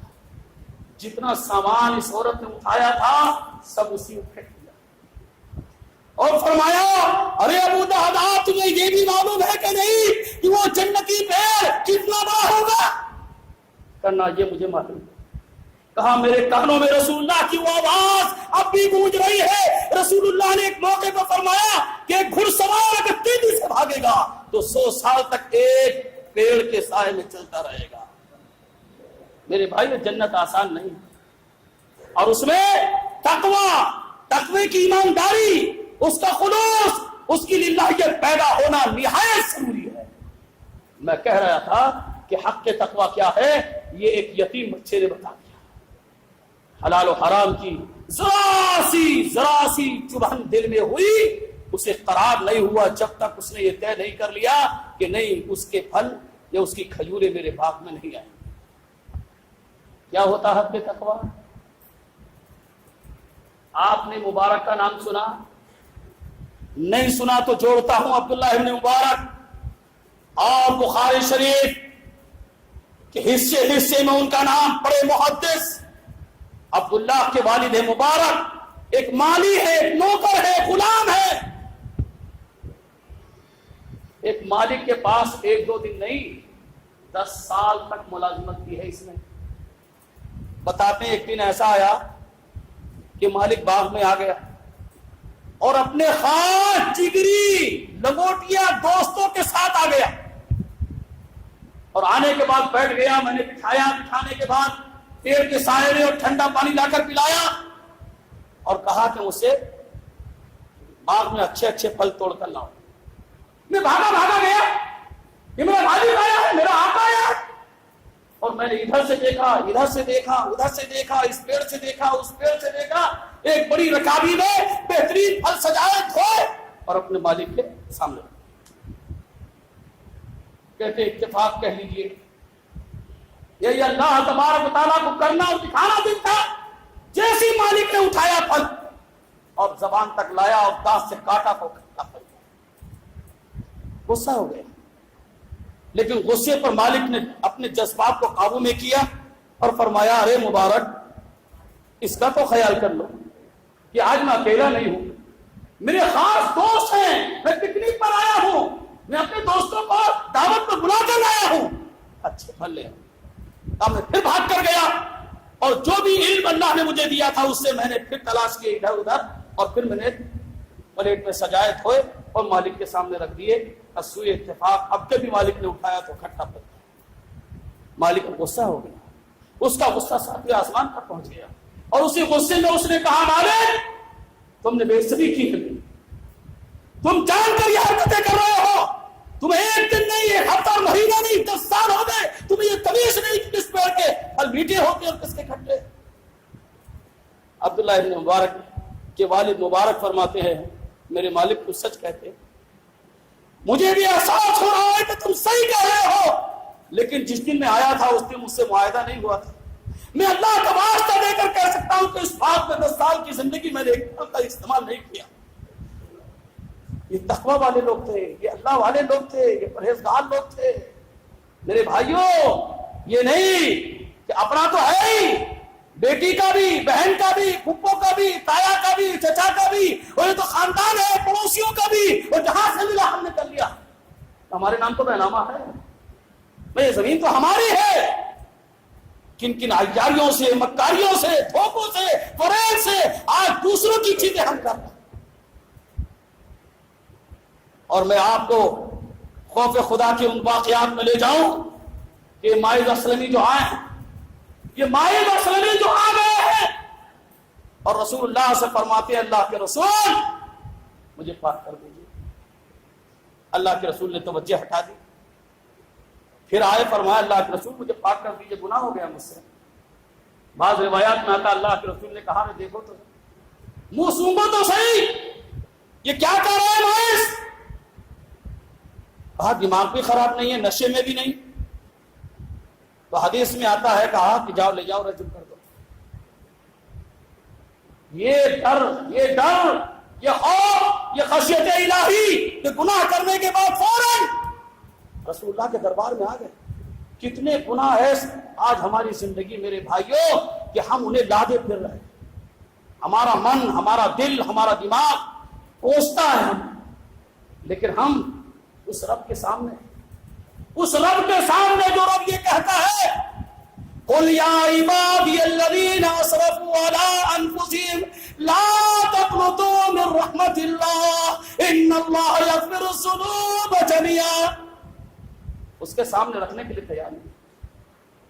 وہ کہتا کتنے ہی گناہ ہو، کیسے بھی گناہ ہو، ارے سمندر کے جھاگ کے برابر کیوں نہ ہو، اللہ کے سامنے توبہ کر دیا. شرمندگی ہونی چاہیے، احساس ہونا چاہیے، گناہ کرنے کے بعد خجالت ہونی چاہیے. فرمایا سارے گناہ معاف کر. اور اسی احساس سے تو وہ چل دی، وہ غامدیہ انصاری، وہ صحابیہ چل دی کہ اللہ کے رسول یہ جو پیٹ میں ہے نا، اے اللہ کے رسول مجھے پاک کر دیجیے. اللہ کے رسول نے فرمایا کیا کہہ رہی ہے بتایا، تو کہا کہ اس کا مطلب یہ ہے کہ پیٹ میں اگر ہے تو غلطی تو نے کی ہے، اس نے تو نہیں کی. کیسے دنیا کہہ رہی ہے آج، اور کیسے مسلمانوں پر یہ الزام لگا رہی ہے کہ اسلام نعوذ باللہ دہشت گردی سکھاتا ہے. اسلام تو حرام کا پلنے والا بچہ اس کی بھی حفاظت کی ضمانت لے رہا ہے. کیسے دنیا اور میڈیا خاموش ہے اسلام کے اس بات کو، سنہرے بات کو، اس امن کو، اس شانتی کو، اس سکون کو کہ اس کو بھی جینے کا مکمل حق فراہم کرتا ہے. اللہ کے رسول نے فرمایا جب بچہ ہو جائے تب آنا. آ گئی، حدیث میں آتا یہ عورت آ گئی. یہ اس کا آنا میرے بھائیوں کیا ہے، کوئی پکڑ کے لایا ہے؟ رسول اللہ نے جاسوس نہیں بٹھائے، چھوڑ دیا اس کو، اور یہ آ چلی. اور پھر آپ نے فرمایا چلی جا، یہ جو گود میں بچہ لائی ہے یہ تو تیرے دودھ کے بغیر زندہ نہیں رہ سکتا. پھر چلی گئی، اور تب آئی واپس جب یہ احساس ہو گیا، رسول اللہ کو یقین ہو گیا کہ اب اس کے پستان کے دودھ کی ضرورت اس بچے کو نہیں ہے، تب اسے بھی رجم کرا دیا.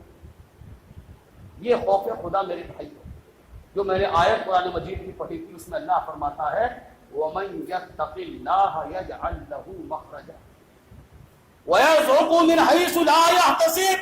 آج دنیا کہاں ڈر رہی ہے، کیوں ڈر رہی ہے، کس سے ڈر رہی ہے؟ یہ کھا جائے گا، یہ مار دے گا، ادھر ڈر رہی، اس سے ڈر رہی. اللہ فرماتا ہے وَمَن يَتَوَکَّلْ عَلَى اللَّهِ، جو اللہ پر توکل کرے گا وہ حسبہ، تو وہ اللہ اکیلا اس کے لیے گا. یہ پارٹیاں بچا لیں گی، یہ خاندان بچا لیں گے، یہ تنظیمیں بچا لیں گی، یہ طاقتیں بچا لیں گی، یہ امریکہ بچائے گا، یہ فرانس بچائے گا، یہ رشیا بچائے گا، یہ آسٹریلیا بچائے گا، یہ ہمارے ملکوں کے اندر یہ گجرات ہو گیا، یہ فلاں ہو گیا، یہ فلاں ہو گیا، اور یہ ہو جائے گا. کیوں ڈر رہے ہو میرے بھائیو؟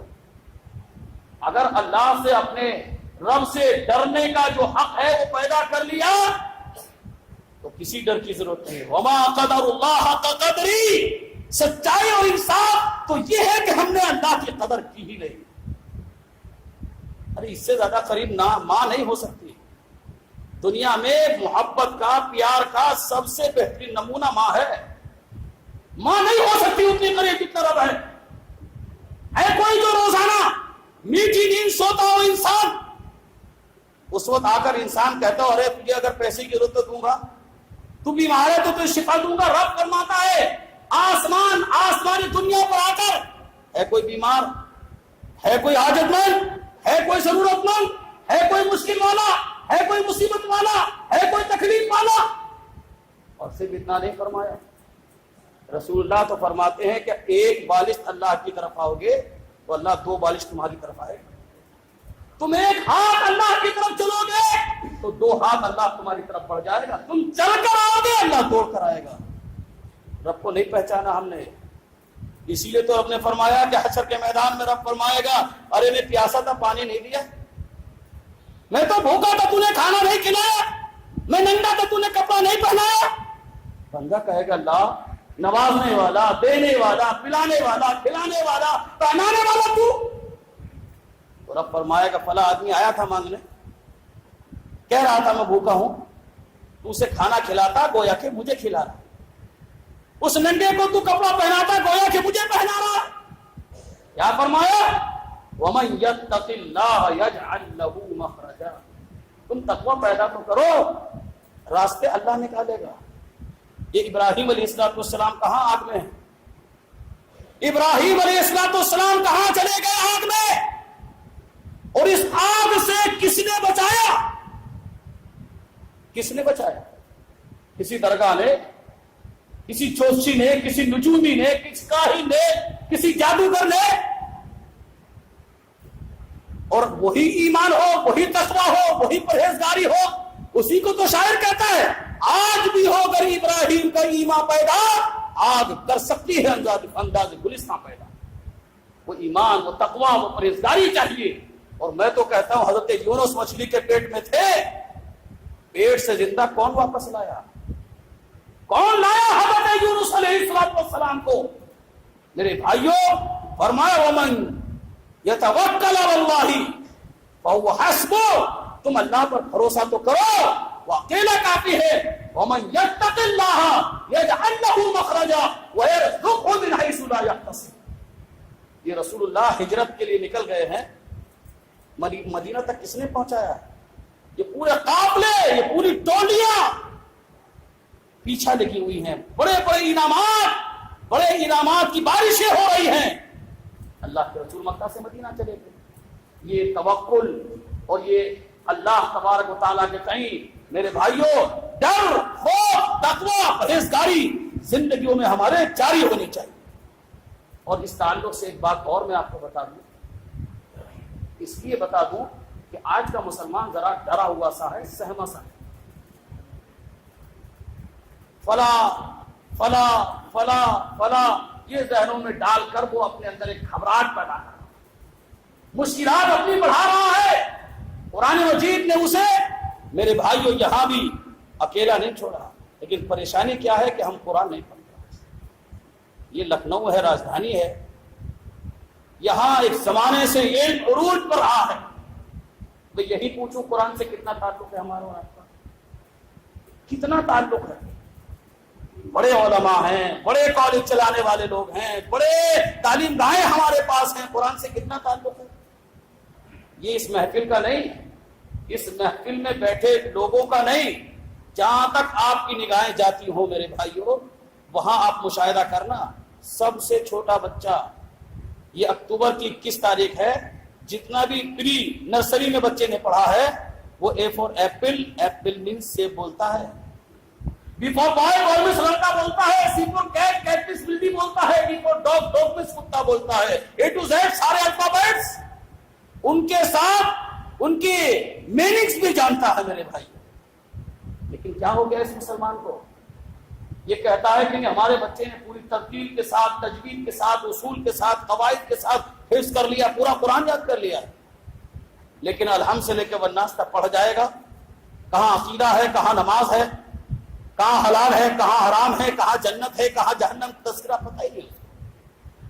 اور بات کہنے کے لیے چونکہ عوام ہیں، یہ کہہ کر بھی گزر جاؤ میرے بھائیوں، یہ مسئلہ تو بیان کرتے ہیں کہ بغیر سورہ فاتحہ کے نماز نہیں ہوگی، اور ہر رکعت میں پڑھنا ہے، نفلی ہو، فرض ہو، مقتدی ہو، چاہے وہ امام ہو، سب کو پڑھنی ہے، جنازے کی نماز میں بھی سورہ فاتحہ پڑھنی ہے۔ لیکن الحمدللہ رب العالمین الرحمن الرحیم مالک یوم الدین ایاک نعبد و ایاک نستعین اہدنا الصراط المستقیم صراط الذین انعمت علیہم غیر المغضوب علیہم ولا الضالین۔ ہم کہتے تو ہیں، لیکن معنی کیا ہے، مطلب کیا ہے، مفہوم کیا ہے، مقصد کیا ہے کہ ہم جانتے ہیں؟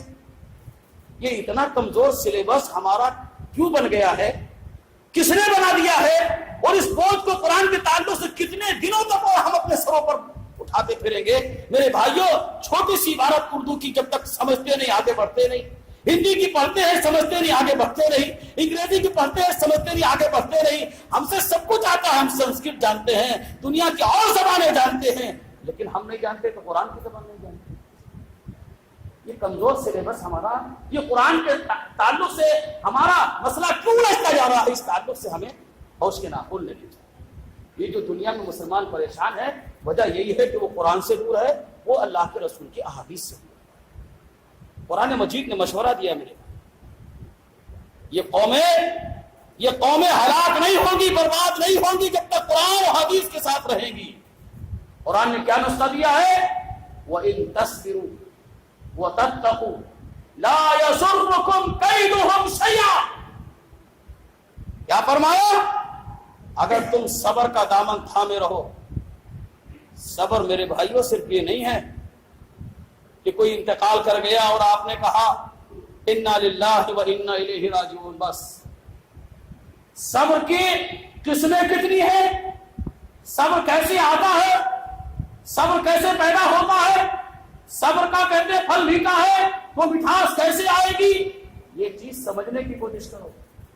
آج مسلمان جذبات کی زندگی میں بحرام آپ کیجیے گا، جذبات کی زندگیوں میں بہ رہا ہے، اور خاص طور پر ہمارا جوان جذبات کی زندگی میں میرے بھائیوں کرپٹ ہو چکا ہے۔ اور لوگ لکھتے ہیں، تاریخ لکھنے والے لکھتے ہیں کہ جس قوم کا جوان کاہل ہو جاتا ہے، سست ہو جاتا ہے، جاہل ہو جاتا ہے، وہ قوم مر جاتی ہے، اس کو زندہ رہنے کا حق حاصل نہیں ہے۔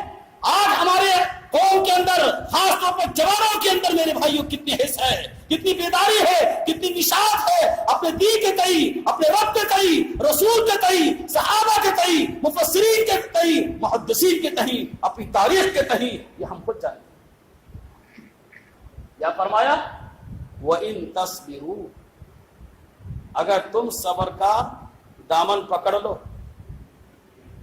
ایک موقع پر اللہ کے رسول نے حضرت ام سلمہ سے فرمایا تھا، ام سلمہ وہ ہیں کہ جن کو شوہر ملا، اور جس دن مکہ سے مدینہ ہجرت کی، مکہ نے شوہر بھی چھین لیا، مکہ نے سارا مال بھی چھین لیا، اور ایک اولاد صرف دی تھی لڑکے کے تعلق سے، وہ بھی چھین لی، اور تقریباً 1 سال تک بیوی اسی جگہ روزانہ آتی اور روتی جہاں شوہر کا بچھڑ ہوا تھا۔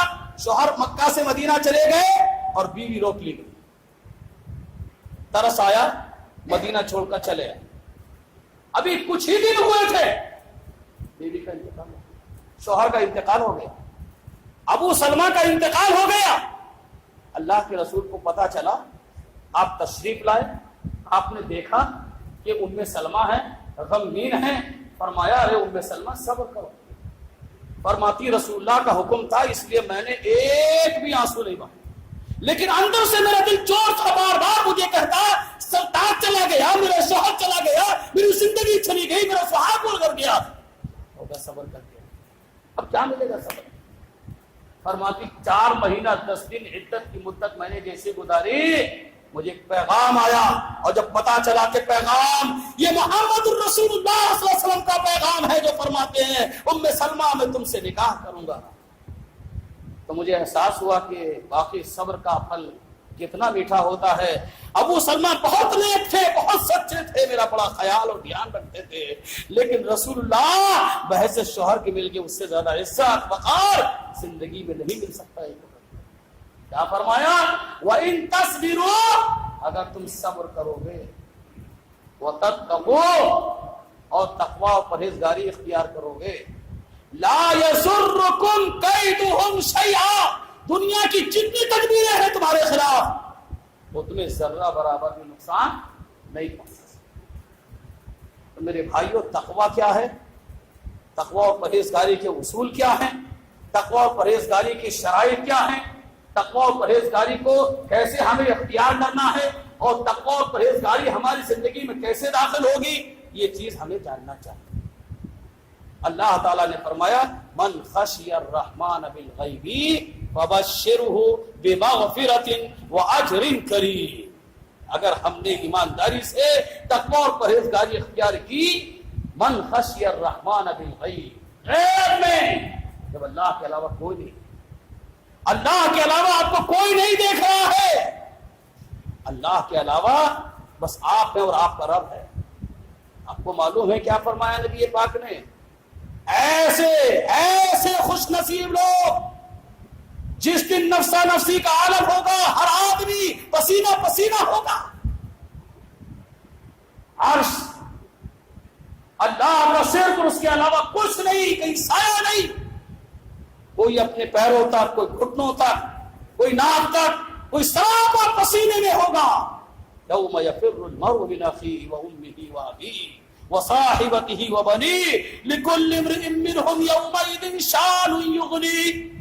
اس دن اللہ کیا فرمائے گا؟ نہیں اسے لاؤ، اس نوجوان کو لاؤ. کون سے نوجوان کو؟ جس نے صرف اللہ تبارک و تعالیٰ کے لیے اپنی جوانی کو عبادت میں لگا دیا.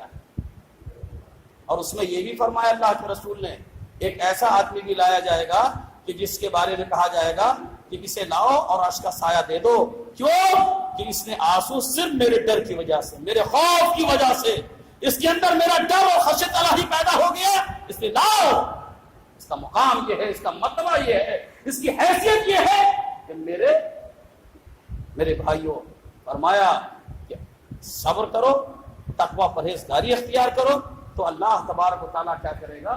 ان سارے الجھنوں سے جو تدابیر اختیار ہو رہی ہیں آج، کہ امریکہ یہ کر رہا ہے، فرانس یہ کر رہا ہے، رشیا یہ کر رہا ہے، ملک میں یہ ہو رہا ہے، یہ آپ کا پتا چلا افغانستان برباد ہو گیا، کہتے ہیں عراق بھی برباد ہو گیا، کہتے ہیں شام بھی برباد ہو گیا، کہتے ہیں مصر بھی برباد ہو گیا، کہتے ہیں لیبیا بھی برباد ہو گیا، کہتے ہیں یمن بھی برباد ہونے جا رہا ہے، کہا یہ بھی برباد ہونے جا رہا ہے، یہ بھی برباد ہونے جا رہا ہے.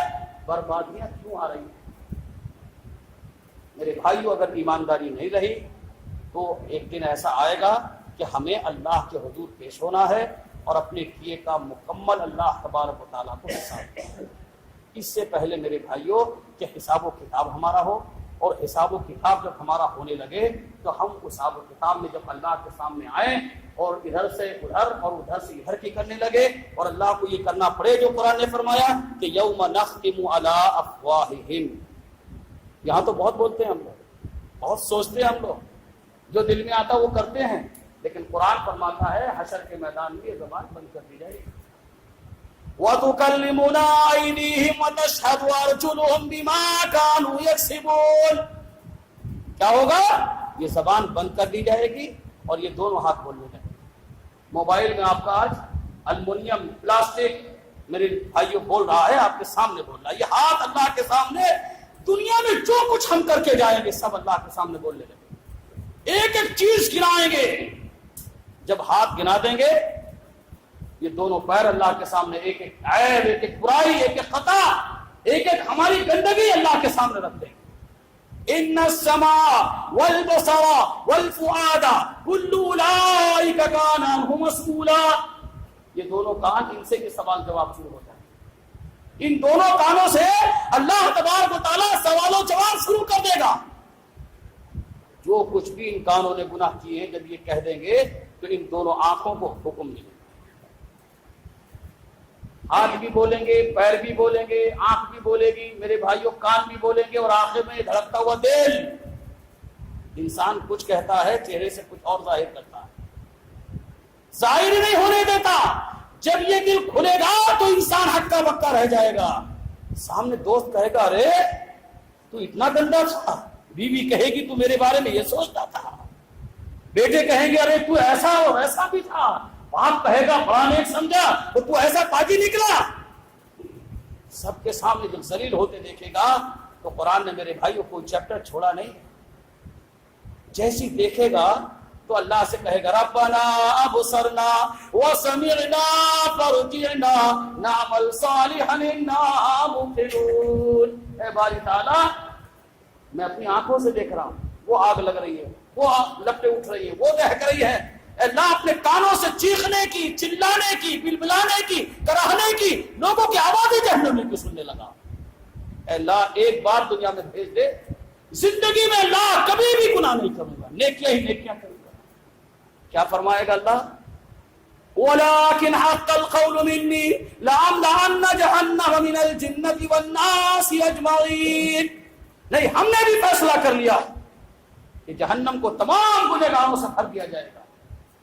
آخری بات میرے بھائیوں، اور وہاں بھی انسان آخری کوشش کرے گا جب دیکھے گا سراپا کہ یہاں کوئی ہمارا بہانہ نہیں چل رہا ہے، تو کہے گا ربنا غلبت علینا شقوتنا وکنا قوما ضالین.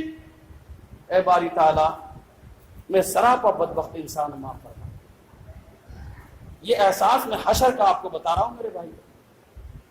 یہ انسان اگر اسے ذرا بھی شرمندگی ہے، ذرا بھی اس کو احساس جاگ گیا ہے، اس کا ضمیر اسے جھنجھوڑنے لگا ہے، اس کے اعصاب اس کو یہ کہتے ہیں کہ ان گناہوں کو نہیں کرنا چاہیے، تو یہ زندگی اسی لیے، یہ زندگی اسی لیے ہے، یہ سانس اسی لیے ہے، یہ رات و دن اسی لیے ہے، یہ جوانی کی زندگیاں اسی لیے ہے میرے بھائیوں۔ حشر کے میدان میں کوئی عذر چلے گا نہیں۔ ربنا غلبت علینا شقوتنا وکنا قوما ضالین، کیا کہے گا؟ اے اللہ سراپا بدبخت انسان معاف فرما۔ لیکن رب نے قرآن میں فرمایا، جواب آئے گا، اخسؤوا فیہا ولا تکلمون، ان ذلیلوں کو نہ بولنے مت دو، گھسیٹو اور جہنم میں لے جاؤ۔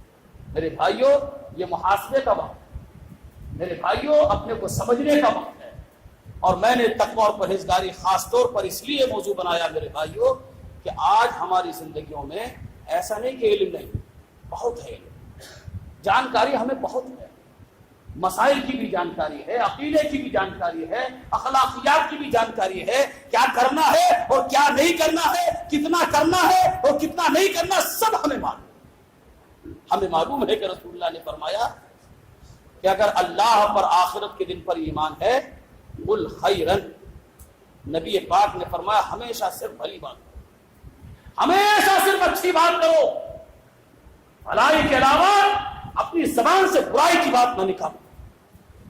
تم مشورہ اچھا دے سکتے ہو، عمل اچھا کر سکتے ہو، کسی کی اصلاح کر سکتے ہو، کسی کو نصیحت کر سکتے ہو، فرمایا اچھی، اور اگر یہ تمیز اٹھ گئی، یہ طاقت تمہارے اندر نہیں رہی، یہ تم اپنے آپ کو سمجھتی ہو کہ تم بھلی بات نہیں بول سکتے، تو نبی پاک کی آخری بات مشورہ، اپنی زبان کو تالا کرو، خاموش رہو۔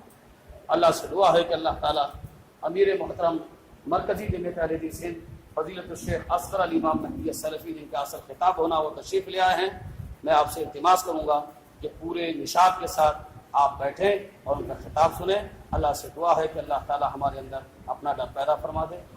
اللہ تبارک و تعالیٰ صحیح معنی میں جو زندگی باقی ہے وہ تیری خوف اور تیری خشیت کے سائے میں گزرے۔ میں اخیر میں صوبائی جمعیت اہل حدیث مشرق یوپی کا دل کی گہرائیوں سے شکریہ ادا کرتا ہوں کہ انہوں نے ہمیں وقت دیا اور ایک اچھا پروگرام انہوں نے ترتیب دیا۔